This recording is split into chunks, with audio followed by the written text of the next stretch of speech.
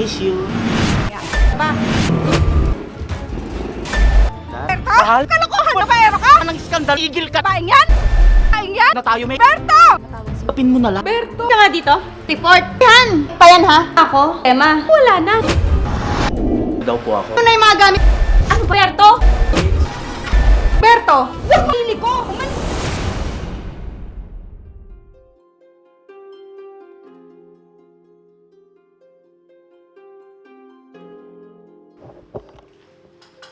Mahal?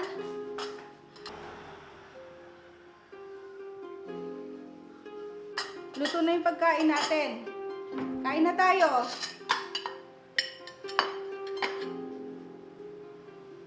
Nasaan kaya yun? Hello, babe. Nakapag-ayos ka na ba? Pwede ba after lunch na lang tayo magkita, babe? Ha? Bakit naman, babe? Ihahatid ko pa kasi yung asawa ko, babe. Ganun ba? Hay nako. At talagang masuunahin mo pa yan kesa ang makasama ako. Hayop kayo. Huwag ka nang magtampo, babe. Basta, paghatid ko sa kanya mamaya, susundin na kita. Umanda kayo sa akin mamaya. Oo, babe. Sige na. Mamaya na lang tayo magkita. I miss you. Mahal, Mahal, kanina ka pa ba dyan? hindi naman. Hinahanap kasi kita. Bakit naman? Luto na kasi yung agahan. Aayain na kitang kumain para maihatid mo na ako sa trabaho. Sakto. Medyo nagugutom na kasi ako. Halika na, baka lumamig pa yung pagkain. Salamat, mahal. Buti na lang, maalaga ka.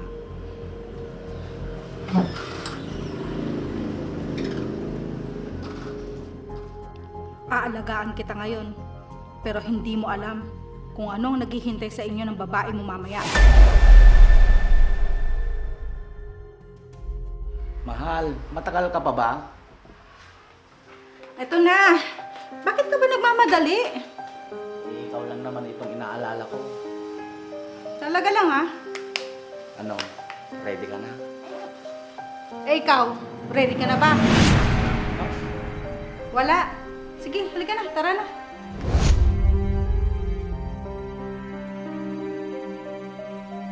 Mahal, nandito na tayo. May lakad ka pa ba ngayon? Wala, mahal. Uwi din ako mamaya niyan. Eh bakit parang bihis na bihis ka? Para presentable pa rin akong tignan. Ikaw talaga. Sinungaling ka talaga. Sige na, mahal. Sunduin na lang kita mamaya pag out mo sa trabaho. Ah, sige.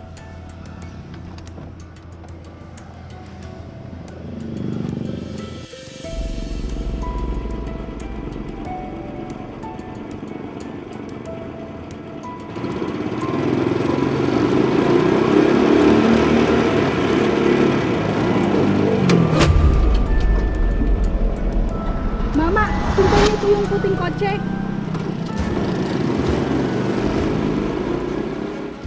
Mama, pakibilisan po.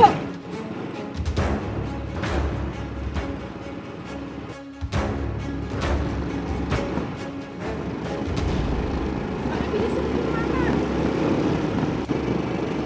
Manong para po. Akong bayad, oh.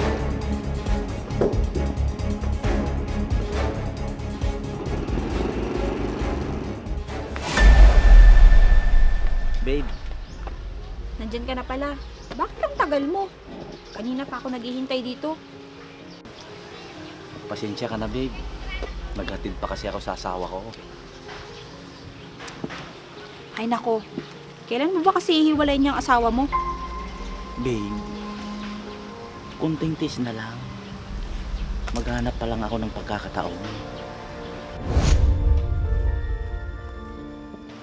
Kailan pa? Palagi mo na lang sinasabi yan. Darating din tayo dyan, kaya huwag ka nang sumimangot dyan.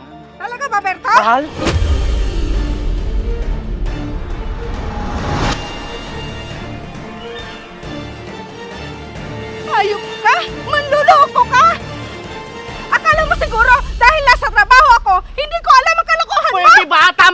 tumigil ka na! Mamaya na lang tayo mag-usap! Bakit? Dahil ng mga tao pinagtitinginan na tayo! Bakit? Ayaw mong malaman ng lahat? Naman loloko at babaero ka? Pwede bang makinig ka muna? May bala ka pang magpaliwanag? Eh narinig at nakita ko na ang lahat? Wala akong balak magpaliwanag. Ang sa akin lang, huwag kang gumawa ng iskandalo. Bakit parang ikaw pang galit? Ha, Berto?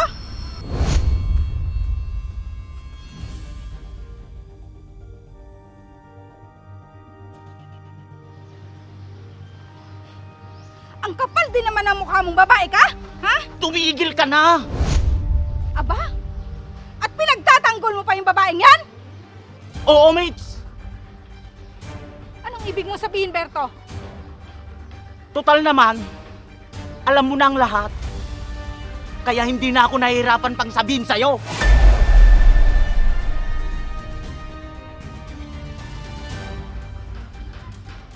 Anong ibig mo sabihin? Mas pipiliin mo pa yung babaeng yan? Kaysa sa akin na asawa mo? Tapos na tayo, mates. Tara na, babe. Berto! Berto! Berto! Berto!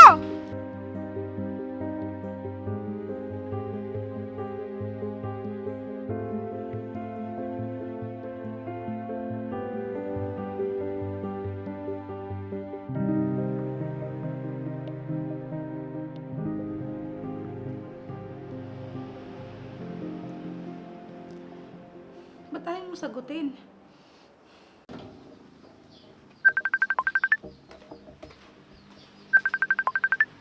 Babe, kanina pa nagre-ring tong cellphone mo. Tumatawag si Mitch. Tumatawag si mates.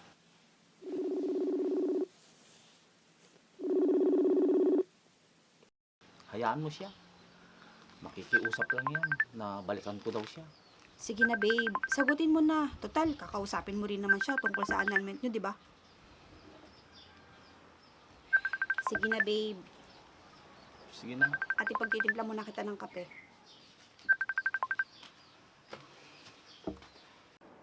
Salamat naman at sinagot mo rin. Oo, at balak rin kitang kausapin. Talaga? Tungkol sa naman, Berto? Tungkol sa atin, mates. Kailangan tapusin na natin ang lahat. Anong ibig mo sabihin? Mas mabuti sigurong maghiwalay na lang tayo ng tuluyan. Ganun na lang kadali para sa'yo?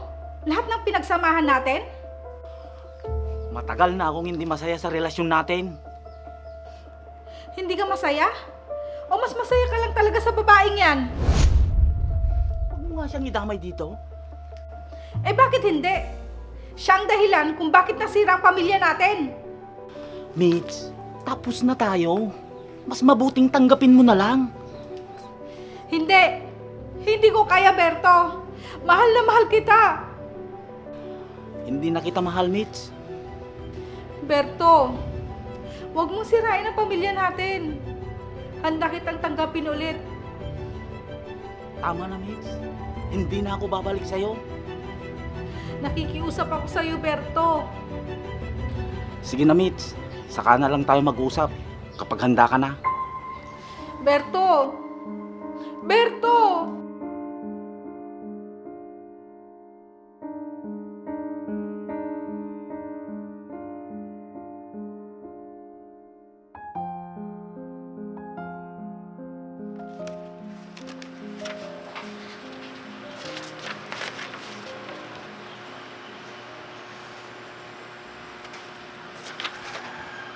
Berto, halika nga dito.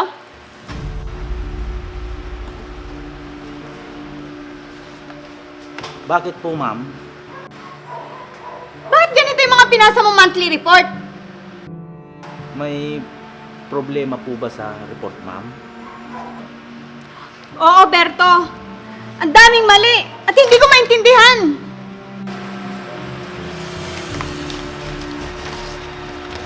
Pasensya na po kayo, ma'am. Aayusin ko na lang po ulit. May problema ka ba, Berto? Maayos naman at maganda yung monthly report mo dati, ah. Wala po akong problema, ma'am. Ayusin mo ang trabaho mo, Berto, ah. Dahil nakiusap lang sa akin ng asawa mo, natanggapin kita dito sa kumpanya ko. Pasensya na ulit, ma'am. Hindi pwedeng puro pasensya, Berto. Kahit naman siguro sino, hindi maintindihan yung report mo.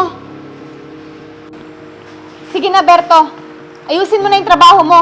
Ayoko na maulit pa yan, ha?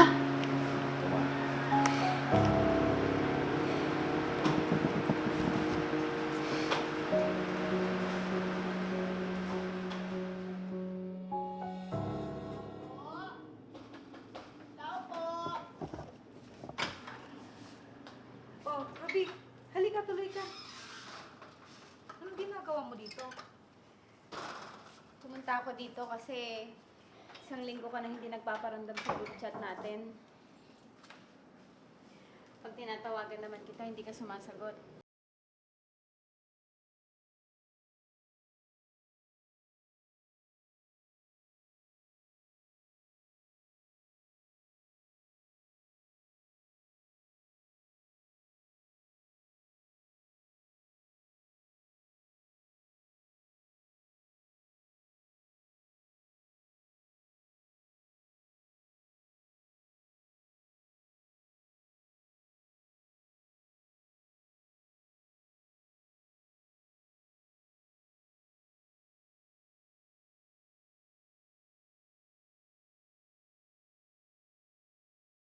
Ito, Ha?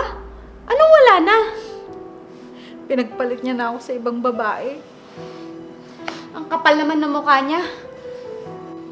Nakikiusap ako sa kanya pero ayaw niyong bumalik. Iniwan niya na ako. Mas pinili niya yung babae niya. Hana, kung mas pinili niya yung babae niya, dapat mas piliin mo yung sarili mo. Hindi ako papayag na maging masaya sila ng babae niya. Anong ibig mong sabihin? Hindi ako papayag na makinabang pa siya sa kumpanya ko. Sinaktan niya yung kaibigan ko. Hindi mo naman kailangan gawin yun. At bakit hindi?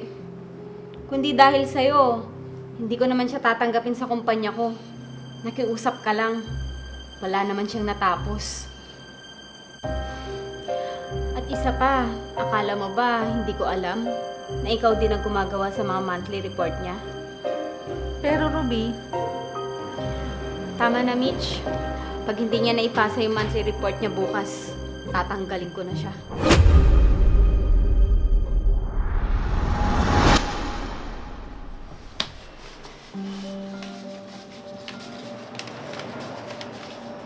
Babe, kumusta yung araw mo? Ito, sermonan ako kanina sa trabaho ko. Ha? Bakit anong nangyari? Mali daw kasi ang nagawa kong report. Ganun ba? Eh di ayusin mo na lang. Babe, pwede mo ba akong tulungan sa report ko? Ha? Bakit ako? Eh trabaho mo yan. Tsaka isa pa, wala naman akong alam dyan.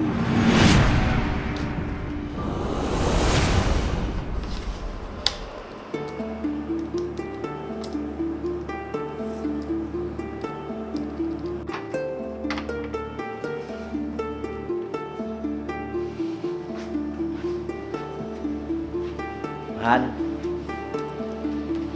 ito na po yung monthly report ko sa trabaho. oo mahal. Yan na yung monthly report mo sa trabaho. Maraming salamat, mahal. Sigurado ako, matutuwa ang boss ko nito.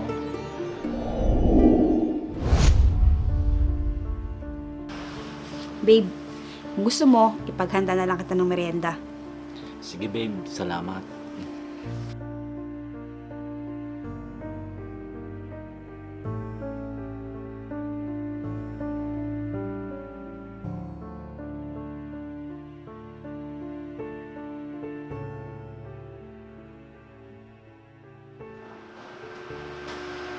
Ma'am, pinatawag niyo daw po ako. Maupo ka, Berto. May problema po ba, ma'am? ba? Yung monthly report na pinaulit ko sa'yo? Opo, ma'am. Binasa mo ba bago mo pinasa sa akin? Opo, ma'am. Talaga? Eh bakit napakaraming mali? Pasensya na po, ma'am. Ayusin ka na lang po ulit. Aayusin? Eh ilang beses mo na inayos to? Itong report mo, Berto, hindi lang mali. Magulo, kulang-kulang, at hindi maintindihan ang laman. Pasensya na po talaga, ma'am. Baka kasi, hindi ikaw talagang gumagawa ng report mo noon. Po? Alam ko na lahat, Berto. Pati panluloko mo sa kaibigan ko. Kaya pasensya na, Berto. Tama na lahat ng mga pagkakamali mo. Ano pong ibig niyong sabihin, ma'am? Hindi kailangan ng kumpanya ko ang isang responsableng kagaya mo. Ma'am, pakiusap po. Berto, simula ngayon, hindi ka na empleyado ng kumpanyang to. Sige, kuhanin mo na yung mga gamit mo at umalis ka na dito.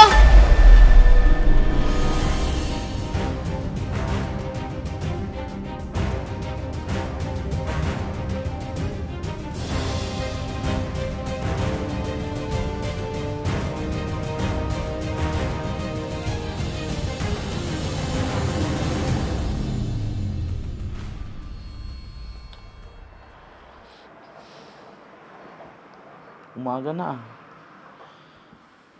Pero hanggang ngayon, wala pa si Emma.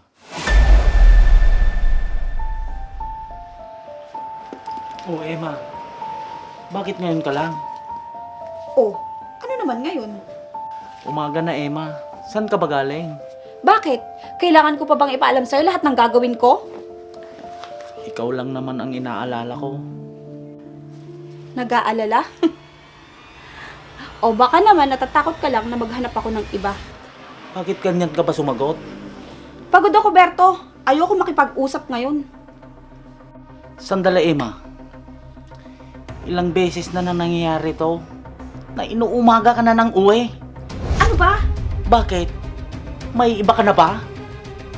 Kesa ganyan ang iniisip mo sa akin, bakit hindi ka na lang maghanap ng trabaho? Sinusubukan ko naman. Pero nahihirapan akong maghanap ng trabaho. Yun na nga eh. Masyado ka kasing mapili. Hirap na ako, Berto. Konting tiis pa, babe. Pangako. Pag may trabaho na ako, mabibili mo na lahat ng gusto mo. Dapat lang. Dahil kung hindi, uuwi na lang ako sa mga magulang ko. Mabuti pa doon. Mas masarap ang buhay ko. Sige na, magbibihis muna ako.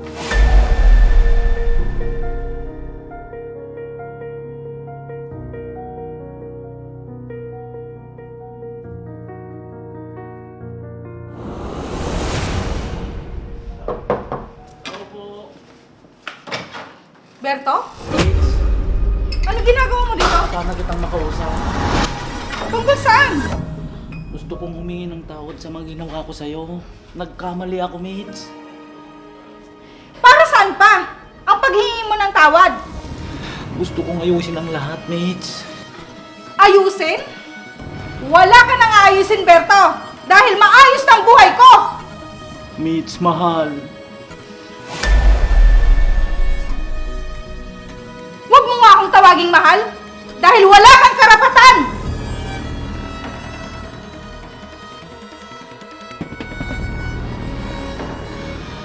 Bigyan mo naman ako ng isang pagkakataon. Pangako. Magbabago na ako.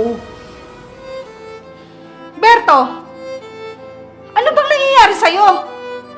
Hindi ba may kinakasama ka na? Wala na kami ni Emma. Kaya, pwede na ulit tayo. Nasisiraan ka na ba, Berto? Nasa tamang pag-iisip ka pa ba, ha? Please, subukan natin ulit. Anong tingin mo sa akin? Laruan? Na walang puso? Na pwede mong balik-balikan? nagsisisi na ako, Mitch.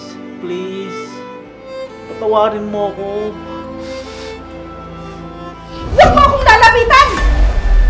Huli na, Berto! Wala na akong nararamdaman para sa'yo!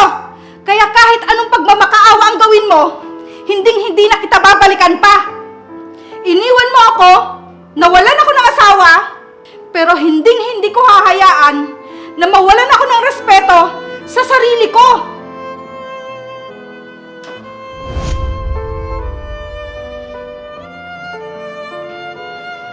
Alam mo, Berto, kahit nasaktan ako, hindi akong talunan dito. Dahil sa huli, ako pa rin ang tunay na nagwagi. Kaya umalis ka na dito. Hindi na kita kailangan. Umalis ka na!